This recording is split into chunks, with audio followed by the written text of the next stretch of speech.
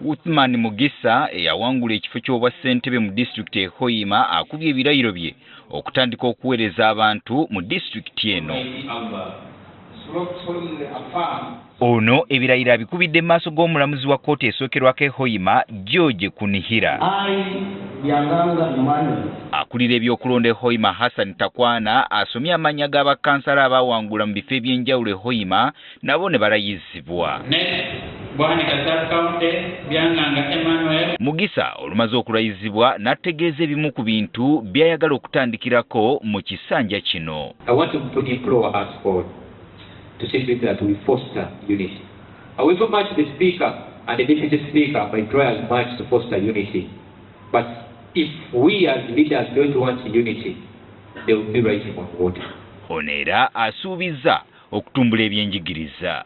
Honorable councillors, we have a very big challenge to begin with in the education sector. Let's take our interest in the various committees that we are going to be in to see to it that we look all possible ways on how we can improve the education sector. Era asuubiza okukwatagana ne bakansala okakasa nti batuusa obuweereza eri abantu bonna. However, being that I'm the chairperson of the executive, we are ready to nominate members of the Public Accounts Committee and the District Land Board. Ye omulamuzi Kunihira ayozaayozezza abalayiziddwa okutuuka ku buwanguzi buno n'ategeeza titafunyeeyo muntu yenna yawaaba ng'awakanya ebyava mu kulonda. That's why I'm calling this a successful election, or we were successfully elected. Congratulations upon that achievement.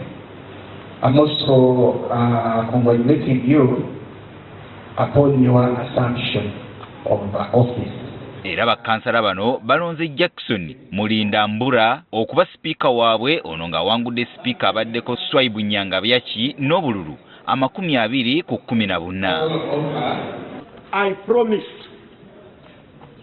that I will not be fully in office, but I will be engaging government agencies to make sure that Hoima is brought back to the level of working together with central government to get specific programs.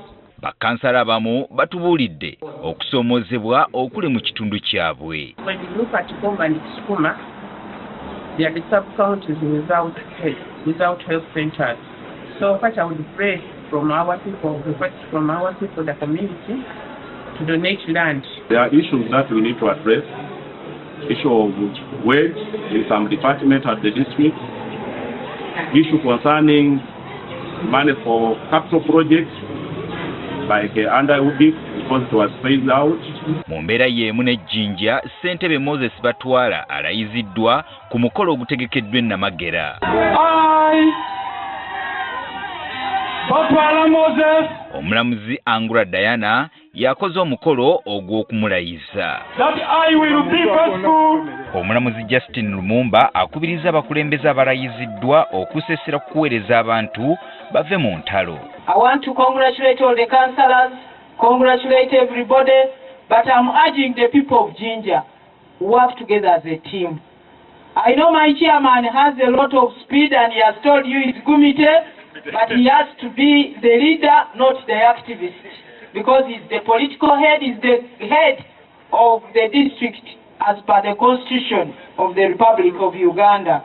So he has to be a father to all, whether NRM or opposition. Era alabudde abakulembeze ku nsonga y'obuli bw'enguzi.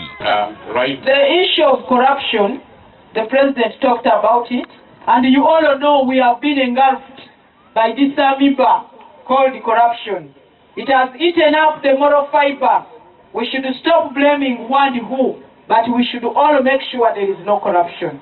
Ye ssentebe wa disitulikiti y'Ejjinja kati omujja Moses Batwala asabye banne bwe baavuganya nabo okumwegattako basobole okukulaakulanya ekitundu kyabwe. Boona abo bala batwogera ku Swakaba.